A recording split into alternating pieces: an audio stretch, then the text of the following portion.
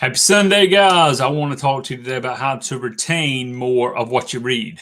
Think about it as you're already reading something. How do you maintain it? How do you retain it? How do you grab it and be able to go with it? There's so many books today. I was thinking about this. So one of my coaching clients just released his book, The Semi-Retired Real Estate Agent.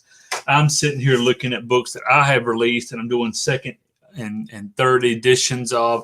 I've got a new book project that I'm really excited about that's going to be coming out any day. And I say any day, a couple of weeks.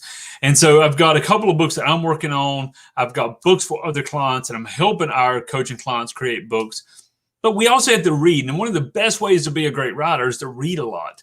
But how do you retain all that you read? Number one, I think this is very, very clear, is to quit reading every book. Just because you bought a book.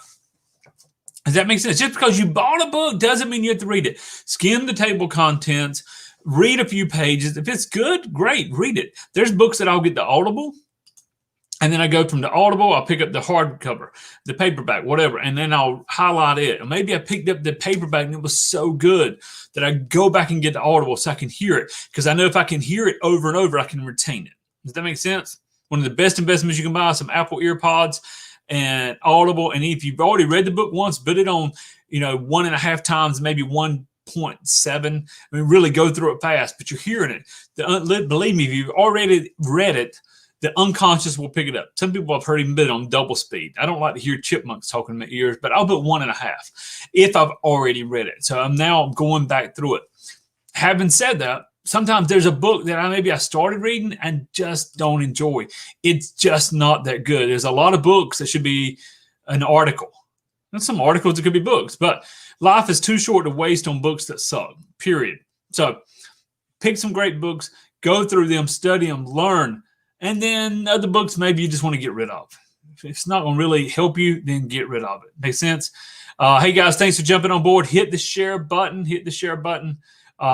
Thanks for jumping on. I appreciate all of you.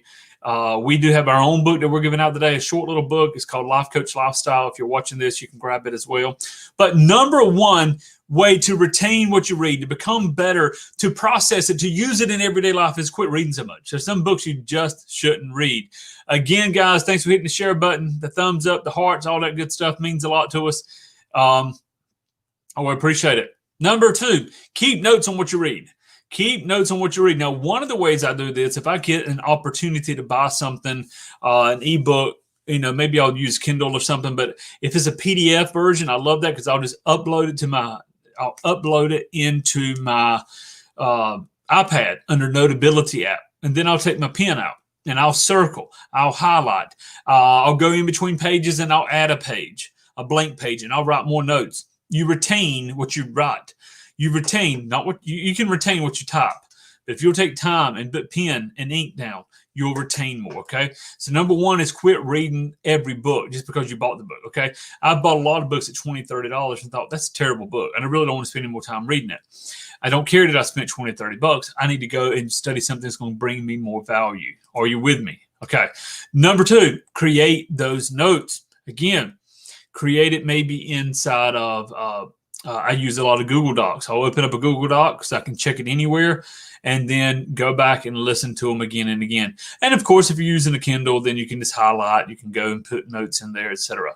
Now, if you're doing a book, so I'll give you an example. If you're reading a book, you may want to read another book by the same author. If you find that you're really flowing with that person, or another topic that is similar. And I think that's a great way of doing it as well. So you're really just kind of building layer upon layer. Another thing that's really helpful and has helped me a lot in this is to actually go in and write a summary. So I'll do a book review. Hey guys, we're going to do a book review of this book.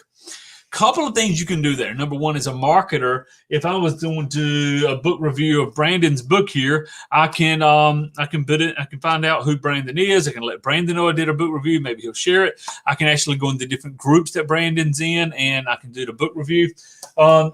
Let's go with a different book. So here's one, The Millionaire Messenger by Brendon Burchard. So I could actually go and I could do a book review of The Millionaire Messenger. Now, why does that matter? Because when I'm reviewing what I'm talking about, when I say a review, not just good or bad, but a summary. Here's 5 things I learned from this book. And I can summarize this. I'm giving somebody some value. I'm probably going to help Brendon sell a few more books, even though he sold a whole lot. And I also can take that down and I can even do some targeted advertising to fans of Brendon Burchard. Does it make sense? So if you throw away a lot of books, I wish I could turn this and show you my bookshelf. So many books I've never even maybe opened more than 1 page. That's okay. In time, maybe if not, I'll just give the book away. So read less books. I mean, read more, but read more. It's going to really sustain you. It's going to give you information you need. And some books you just need to, hey, this book sucks and let it go. Okay. Number 2, you want to make sure that when you're reading, you're taking notes. Again, highlighter, bullet notability, Evernote, wherever that you can take notes. I love just a good old-fashioned highlighter because I can go back and I can just read the highlighted parts. Does that make sense? And then, of course, do a book review or a summary, a short summary. What are the main ideas? What's one idea from this book that I could implement right now? And what I really like is, how would I tell somebody else about this book? Hey, this is a great book. No, how would I explain this book to somebody? So if you'll follow just those three areas, just really will help you.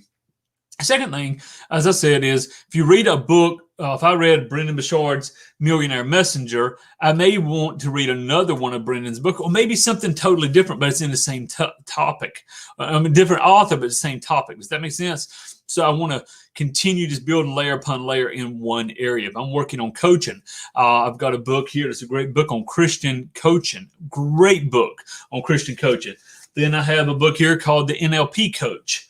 And then I've got the Big Book of Coaching. I may want to read all 3 of those, or maybe read one but listen to another on Audible, which is another way of different modalities of learning. I want to read a book. If I like the book, then go back and get the audio version and go and just, again, retain it that way. All of this, none of this may make sense, or all of it may make sense. But if you're an avid reader like me, get the most out of it. Does that make sense? Get the most out of it.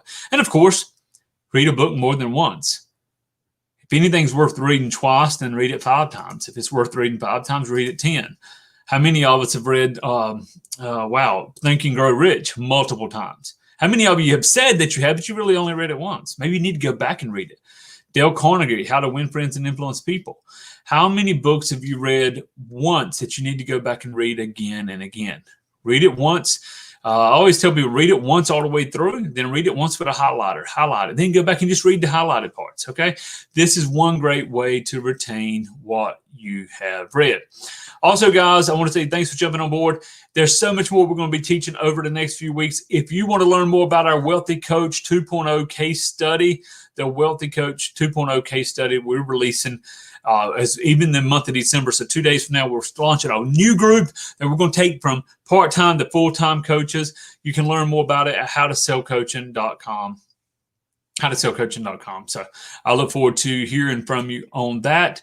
And thanks again for being part of us here at Real Results. And talk to you soon. Make it a great day.